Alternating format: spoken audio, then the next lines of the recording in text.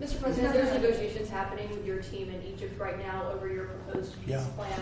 It was reported by Axios over the weekend that you had a call with Prime Minister Netanyahu where you told him to stop being so negative and to take the win when it came to Hamas's response to that. Is that true? And no, it's not true. He's been very positive. He's been very positive on the deal. Everybody is. I think every nation is. We have just about every nation working on this deal and trying to get it done. Something that you could say 3,000 years if you look at it in certain ways, or you could say centuries, but this is a deal that incredibly everyone just came together. They all came together. No, Israel's been great.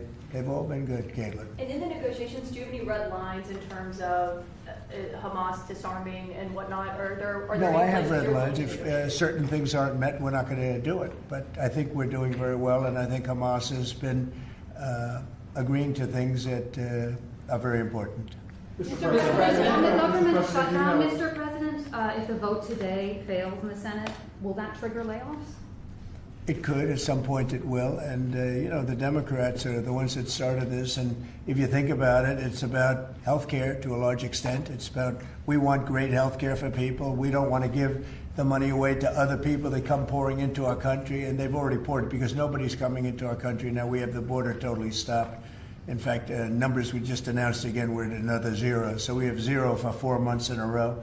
0 people coming into our country illegally. That's a pretty good number. I'm not sure even I can believe that, Doug, if you want to know the truth. 0. We went from millions of people to 0, but it's pretty close to that number. And the way you stop them is not to give away, not to announce that you're giving everybody free health care, free this and that. But what that does, it affects the American people because the American people are unable to get good health care.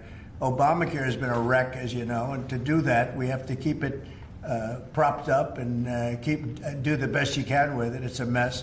But a lot of things are going on in that. We talk about Hamas, then we talk about negotiations that we have going on right now. We have a negotiation going on right now with the Democrats that could lead to very good things. What kind of and I'm talking about good things with regard to health care. Are you speaking with Democratic leaders? What kind of negotiations? Well, I don't want to say that. I don't want to say that. But we are speaking with the Democrats, and some very good things could happen with respect to health care. Would you make a deal with them on the ACA subsidies? If we made the right deal, I'd make a deal, sure. So you would make I mean, you have right now subsidies. You have subsidies. That's the problem with Obamacare. The subsidies are so much. It's billions and billions of dollars is being wasted.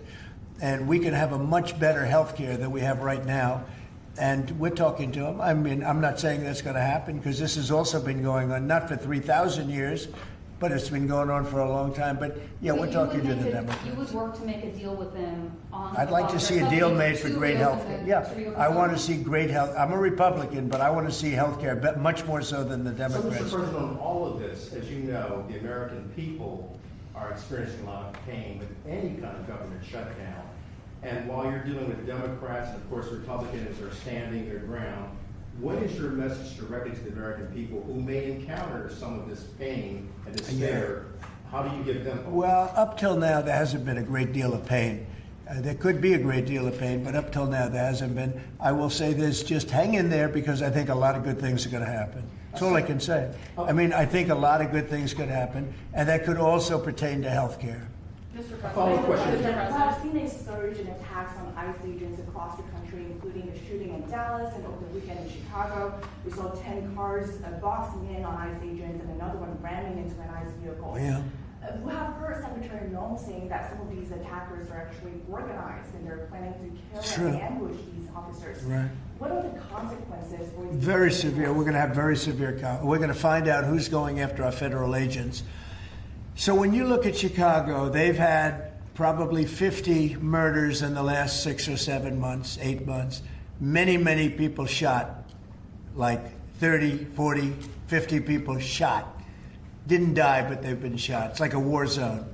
And then I listen to the governor and the mayor get up and say how they have it under control. They don't. It's probably worse than almost any city in the world. You could go to Afghanistan. You can go to a lot of different places, and they probably marvel at how much crime we have. Then you go to Memphis, where we are right now. Now, it's just like in Washington, D.C. right now. You people know better than I do because you have to live right inside. And so many of the press have come to me, they've said, I can't believe it, it's changed so much. We have a safe city in Washington. Memphis will very soon have a safe city. Chicago can be very, very safe. It's going to be very safe. But Chicago is going to be very safe. And you say, why is it that a governor wouldn't accept free help from regardless? I mean, whether it's National Guard or the military or anybody. I mean, if women raped and beaten and knocked to hell, and the same with men where they're being shot all over the place in large numbers. I mean, we had a week in Chicago where 11 people were murdered and 38 people were shot. And then we have a governor get up and say, oh, it's safe, we can handle it. He can't handle it. He's an incompetent guy. That's why they threw him out of the family business. They threw him out. I knew the family business very well, and they threw him out. And now he's a governor. And he should say, we'd love to have a safer place. Chicago's a great city potentially. You know, I told you, the head of the Union Pacific Railroad said, sir, save Chicago. It's a great city. It's going to be lost if you don't do it. We have no choice but to do this. And when judges give us rulings that, you know, you don't have to do it, Portland is on fire. Portland's been on fire for years. And not so much saving it. We have to save something else, because I think that's all insurrection. I really think that's really criminal insurrection. So I appreciate the question. These are unsafe places. We're going to make them safe. So you see what's going on in Memphis. Not pretty, but you know what? We're doing a pretty job, because it's going to be a very safe place in a little while. And the people of Memphis are so happy that we're there. And the people of Chicago. So you have black women with MAGA hats on in Chicago, all over the place. They want the guard to come in, or they don't care who comes in. They just want to be safe. And they really don't care. You know, there was one woman, and she was great today. She said, you know what? I don't care if it's the National Guard, the Army, the Marines, the Air Force. I don't care who comes in, as long as we're safe. And that's the way most of the public feels. We're going to make Chicago really great again. And we're going to stop this crime. Then we're going to go to another one, and we're going to go city by city. We're going to have safe cities. And it was so great that we started with our nation's capital, one of the worst. I mean, so many people, every week somebody was killed. They'd come from Iowa, they'd come from Indiana. They want to see the Jefferson Memorial, the Lincoln Memorial. They want to see something, and they'd get shot. And you'd call their parents, I'm sorry, but your son is dead. And they go, what do you mean he's dead? Came to Washington, D.C. Not anymore. That's not happening anymore. We have a safe place. We have a safe capital. It's as safe as we have probably almost just about in the country. And if you look back 6 months ago, 7 months ago, this was a death trap. You look back during the Biden, I mean, what they did, how badly they managed things. And almost all of these cities, most of these cities are Democrat run. And we don't care, Democrat, Republican, we're going to make them safe. So we have to save Chicago. It's very important. And you can't have a governor getting up and saying it's good when 11 people were shot over a weekend. What? The Insurrection Act, under what conditions or terms would you? Well, I'd do it if it was necessary. So far it hasn't been necessary, but we have an Insurrection Act for a reason. If I had to enact it, I'd do that. If people were being killed and courts were holding us up, or governors or mayors were holding us up, sure, I'd do that. I mean, I want to make sure that people aren't killed. We have to make sure that our cities are safe. And it's turning out, and we started with D.C. It's been so successful. Think of it. People wouldn't go to restaurants. The restaurants were closing. We were losing a lot of restaurants, as you all know. And now restaurants are opening, and they're thriving. And I went 2 weeks ago, and it was great. I'm going to go again. I felt very safe, very safe. Forgetting about guards and Secret Service, I would have gone. It would have been very safe. D.C. is a great, and look at the cleanliness of D.C. Look at how it's clean. You don't have tents all over the place. We had parks where you couldn't even walk through the park. You had people from tents, and they were violent people. Some of these people were violent people. We have a great, safe capital again. And if you look at it in 6 months from now, it'll be the most beautiful anywhere in the world. It's being cleaned. The graffiti's all gone now. The tents are all gone. We have a capital that you can be proud of, but it'll only get better with time. Mr. President, tomorrow is October 7th, the 2-year anniversary of the provisional Israeli attack. Do you expect the Gaza deal tomorrow, or any sort of hostage? I think we're going to have it tomorrow? soon. I think we're going to have a deal. It's a hard thing for me to say that when for years and years they've been trying to have a deal with Gaza, but literally for centuries. Okay, if you really think about it. But we're going to have a Gaza deal. I'm pretty sure. Yeah. And what are you hearing about the talks? Well, I'm the one that got the hostages back. Remember that, you know? I'm the one that. I was going to ask you that. Yeah, I got them back. Israeli citizens are celebrating what you've accomplished in this deal. Should it come through, there will be a lot of celebration on the streets of Israel. The hostages' families, have they been in contact with you with regard to this deal that could happen? They're so happy about it. It's like they can't breathe. One said, "I can't breathe." You know, it's very sad because you have hostages and you have people that are no longer living. But the parents, and I've said this to you many times, the parents want the bodies of their boy back, the bodies of, their loved one back. In most cases, they're young men, and they're dead. And there's probably 32 or so, about that number. Nobody knows exactly what the number is. They want that body back as much as if their son were alive. I've been with them. Many have come to the White House, to the Oval Office. I've been with many of the people that I got released. We have a fantastic group working on it. Steve Witkoff has been amazing. I have Jared. I took Jared out because Jared's you don't find anybody more capable. And we have the A+ team working on it. I think we've made tremendous progress. The people of Israel wanted to happen, but the people related to hostages. You see in Israel tens of thousands of people. They really want the hostages back, and they really want things to end. And I think Hamas now has been, all I can say is they've been fine. They've been fine. I hope it's going to continue that way. I think it will. I really think we're going to have a deal. We have a really good chance of making a deal, and it'll be a lasting deal. We want to have peace. This is beyond Gaza. Gaza's a big deal, but this is really peace in the Middle East. And the amazing thing is we have every Arab country, every Muslim country. We have every country surrounding.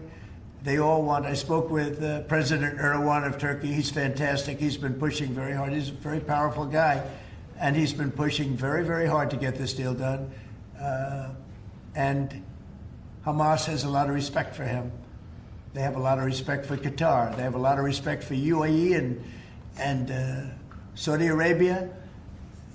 Everybody is on our side to get this deal done. There's never been anything like it. Nobody's ever seen it. There's always been like 80% of them don't want something done.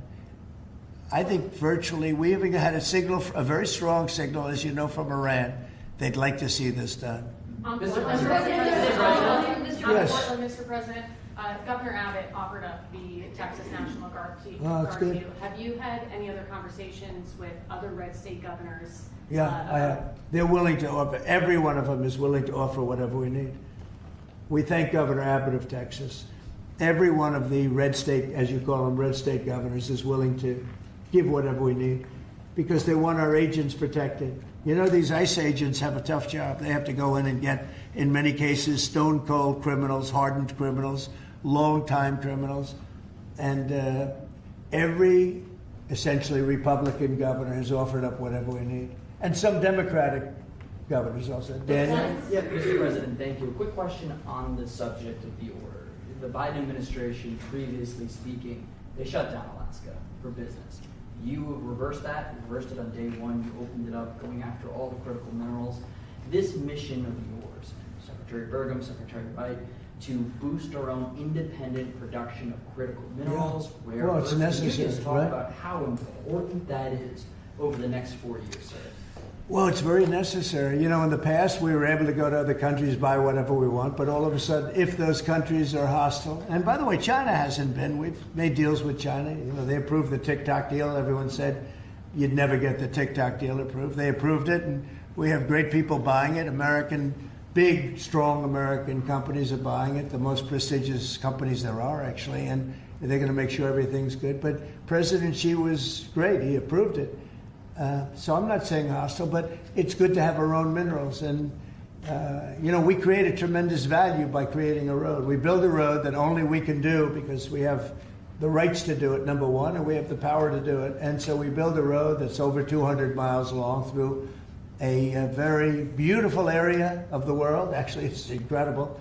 When you look at it, it's incredible. But a rough area from the standpoint of building. So we get a road done, and with that we unleash billions and billions of dollars of wealth. It's pretty amazing when you think of it. And it's wealth that we need if we're going to be the #1 country. We're #1 now with AI. You probably read. We're beating everybody with AI at levels that nobody ever thought even possible. And one of the reasons we are is because of energy. So our grid is old and tired, like most grids are. They get old with time. I mean, the older you are, the older the grid gets, right? But I've allowed the people building AI or other plants, other types of plants, but AI in particular, because they need so much electricity, I've allowed them to build their own power. And it's been amazing. They're building massive plants, and with the plant, they're building their own electricity. They've become a utility in a sense. I said, maybe you'll do better with the utility than you do with the AI. I don't know. But we're letting them build their own electricity. So we don't have to worry about the grid. We don't have to worry about anything. And they're going to build it in such a way that if they have excess capacity, they're going to put it back into the grid. It's pretty amazing. So when they build, we're giving them permits to build their own electric power plants, and it's incredible when you see what they're doing. And because of that and other things that we're doing, we're leading every country. Nobody's even close to us with AI. And AI seems to be the big thing. I don't know. I can't tell you that. There are a lot of people building, and a lot of people have high stock prices because of AI. So a lot of people think it's great stuff. And I think it's great stuff. I look at it, it's amazing what it can do. In terms of medical costs, in terms of knowledge, it's basically information, and information at a level that nobody thought possible before. So we'll see. But they're building plants where you saw the one overlay that I did where, in this case it's Meta, one of their plants is essentially almost the size of Manhattan. And that's a building, it's a building that covers Manhattan. So it's big stuff. And nobody's even close to us. We're leading AI by so much.